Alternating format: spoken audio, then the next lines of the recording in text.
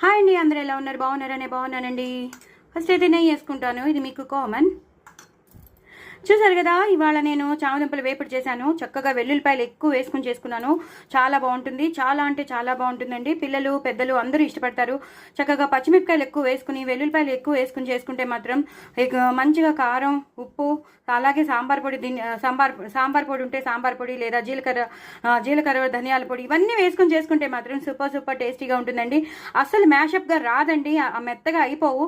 మీరు సపరేట్ గిన్నెలో ఉడకబెట్టుకుని చేసుకుంటే మాత్రం చాలా చాలా బాగుస్తాయి. అదే కుక్కర్లో కానీ ప్రెషర్ ప్యాన్లో పెట్టుకుని ఉడికించుకుంటే మాత్రం మ్యాషప్ అయిపోతాయి. అలా కాకుండా సపరేట్ గిన్నెలో ఉడకబెట్టుకుని చక్కగా ఇలా వేయించుకుంటే మాత్రం చాలా బాగుంటుంది. పిల్లలు పెద్దలు అందరూ ఇష్టపడతారు. ఎక్కువగా వెల్లుల్లిపాయలు వేసుకుని కరివేపాకు వేసుకుని చేసుకుంటే మాత్రం సూపర్ టేస్టీ చామదుంపలు వేపుడు చేయడం ఒక్కటి మనకి తెలుసుకుంటే.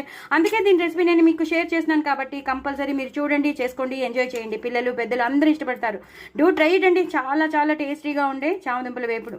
నా ఛానల్ మాత్రం సబ్స్క్రైబ్ చేసుకోవడం అస్సలు మర్చిపోద్దండి. బాయ్ అండి.